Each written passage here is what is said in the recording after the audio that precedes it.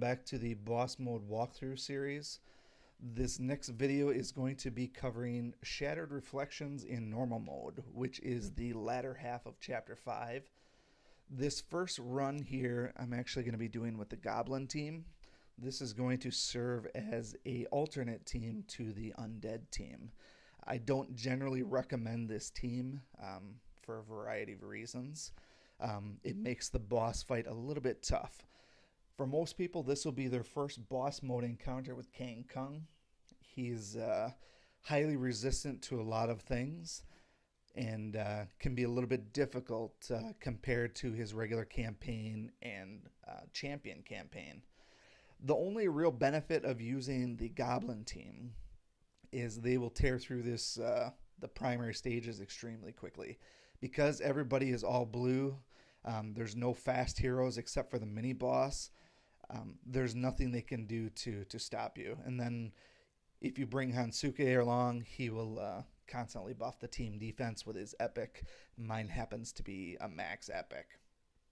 So he buffs defense quite frequently in most of my raids here.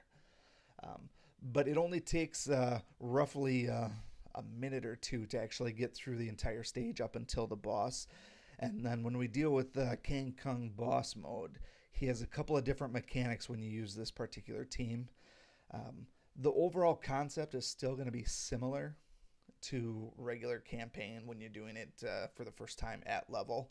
He obviously still has the same attacks on his end, so you do have to keep those things in mind, and he does hit a lot harder. You can see I just got a Lupina token there, so that was helpful for me. Here's the mini boss. She doesn't really pose much of a threat. Even if you stopped, I just left it on auto attack here. If you needed to micromanage this one a little bit more, she has perfect swings, so she's not going to miss even if you try to daze her with Zerk. But like I said, the Goblin team is really not the best team for this dungeon, so I don't feel like you're going to be using that team anyways. But this basically made it so I didn't have to do two different normal videos. Some of the other dungeons I have done multiple versions of the normal run, just with different teams, just in case you don't have a heavily runed out undead team like I do. If your undead team is not, 20,000 hero power or more, you might want to, look into some other alternative teams. It really depends on who you're spending your time actually ruining up and who your best heroes are. So we got one more hit or so on this guy here, and then that'll be it, and then we'll be on to Kang Kung. So the big thing to notice about Kang Kung in boss mode, and this is true for all three iterations, is he is immune to critical attacks. When you're using a Goblin team and you hear somebody that's immune to critical attacks, that is kind of a deal breaker, because that means no crit heals from Nub Nub, no haste from Zerk, and no extra attacks from Bramble. So what that means for this team then is those two falling projectiles there, it's super important that we use those for any critical attacks that we need. So you can see he's immune to crit, and he's got a whole bunch of other immunities as well. By the time you get to the boss mode iteration, he's immune to everything. You can't use a single debuff on him. A lot of people like to throw a marked for death on him, which I always did as well. I'm doing this without that in case you don't have that availability. So the trick with these projectiles then is to try and leave them with some damage so that Nub Nub can crit heal like that. It's difficult when you're trying to break them down just a little bit and not destroy them, because if you attack with Zerk and he hits one of those projectiles, it's not uncommon for him to, 1, kill it, 2, get another critical, and then use his Goblin Odor and attack the second projectile. If that happens and you're waiting around to use Nub Nub for a crit, you might run the risk of those objects not being there for him to do, which means you would have to use your actual heal at that point. So notice how Bramble actually hit both of them. We got really lucky that he didn't kill the second one. So I know that if I attack Kang Kung with any follow-up attacks, I won't crit on him.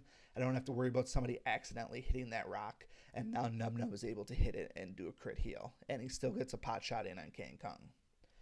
That Frost Breath is by far the most devastating attack, so you should prepare for that around turn 4 or so. If you can use Nub Nub and use his defense, it would be helpful to get that set up in there so that King Kong doesn't take out your team. Specifically, if you don't have heavy runes on your team. Now, being that my Goblin team survived it, they're not ruined heavily for defense or health or anything like that. So it's probably likely that you'd be able to survive it, but he does freeze you, so you essentially lose a turn. You have to be careful. Otherwise, it's just going to be a rinse and repeat process. Kill the projectiles so they can't use them. So it can be difficult when you do this, because if you're trying to leave a projectile around for Nub Nub and it's at full health, if he doesn't kill it, that projectile is going to hurt you pretty bad. So in the long run, I would say bring some energy potions, bring a revive potion, and always have a heal ready with Nub Nub in case you don't have the option to crit heal. Your first priority always needs to be to kill those projectiles, or they will possibly one-shot your team. If you're using a heavy undead team, they can survive it. But if he uses the boulder on this green team, it's pretty much lights out. It'll probably kill at least 2 of them. Probably won't kill Hansuke, maybe not Bramble, but I feel like Nub Nub and Zerk would both be one shot with a boulder, even if they're at full health. So take that into consideration here. And then also when Zerk starts getting low health here, realistically what I should have did on this turn here was use Vigilance on Hansuke.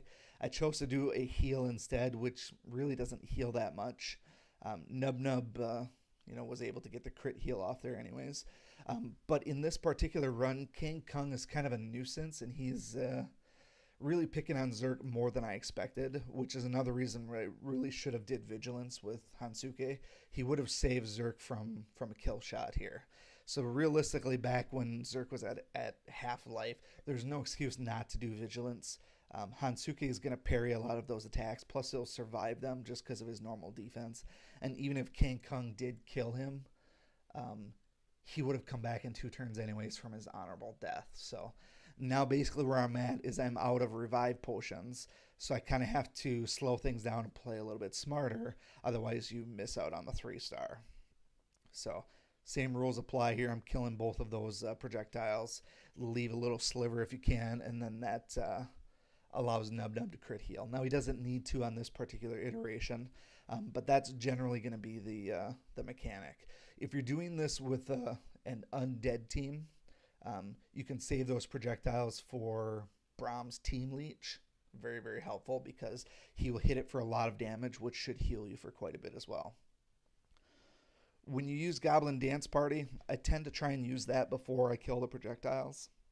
This will almost guarantee that Nub Nub can crit heal on one. But in the grand scheme of things, it also increases damage here as well. So once you get down to the last couple of pot shots, if you're like me here and you have Nub Nub with a sliver of health left, get yourself some heals in there. But ultimately, use a friend hero, polish this thing off, secure your 3-star, and move on. So there's no shame in using 1, 2, or even sometimes 3 friend heroes, depending on the difficulty of the dungeon. I've used up to, I would say, 5 friend heroes, and this was back when I first started boss mode. So don't be afraid to use those. It's a good way to win. The name of the game is beating these dungeons, not farming them for speed runs. You can see this one here took 9 minutes to beat, and 6 of that was just on King Kong. So use your friend heroes and take the easy win. So we'll be back again for champion mode with the undead team. Until then, thanks for watching. Stop by again.